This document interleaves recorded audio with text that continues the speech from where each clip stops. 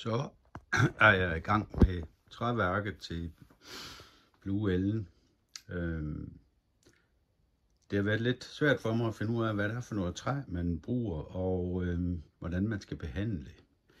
Det, der sad i den nogle steder, var det her.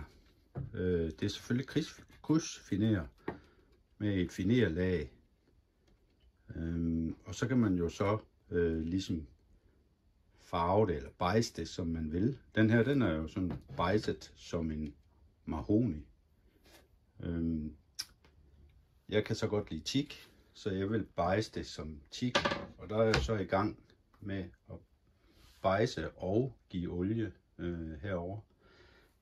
Jeg fandt ud af, at det man skal bruge, det er sådan en mahogni krydsfiner plade.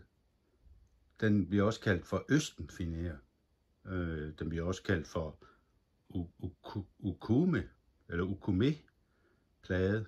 Men østenfiner, det er da sådan dansk udtryk, der er til at finde ud af. Det er en krydsfiner, som har en mahogni i alle lagene. Så den er meget modstandsdygtig over for fugt og vand. Så den er selvfølgelig meget velegnet til både. Og den har også en fin finer her på den ene side. Den anden side har den en lidt, hvad skal man sige, tyndere finer.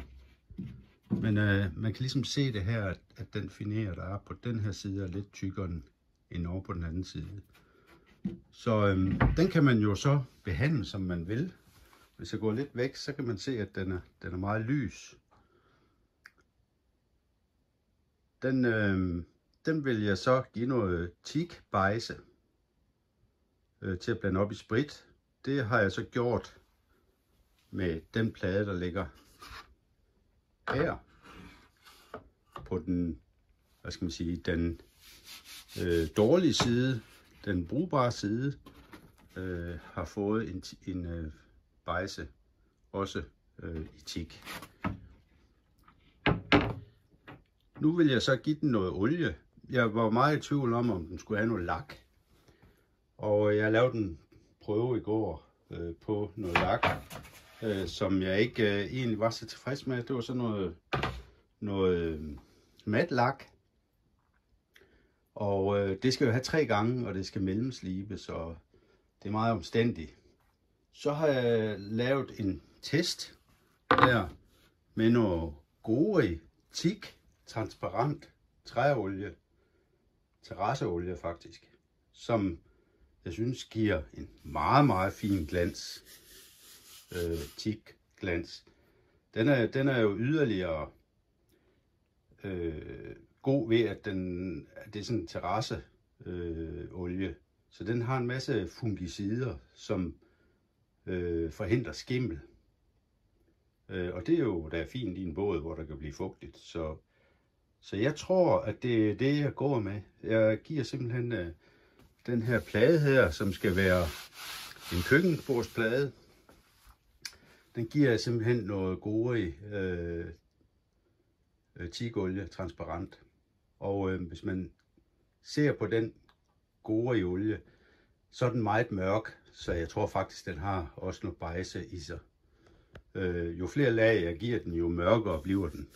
Så det er, jeg tror faktisk, at i alle de plader, jeg nu skal til at skære til at lave, der spritbejser jeg dem ikke. Der giver jeg dem bare nogle 2-3 lag af det her gode transparent teak olie.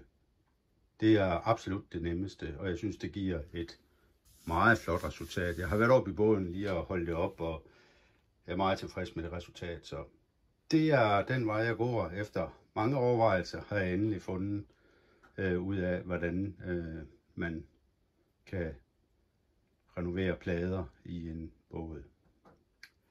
Det er jo meget vigtigt, at det er krydsfiner, fordi at det skal kunne være, tåle til det fugtige miljø, så det ikke slår sig om vinteren især.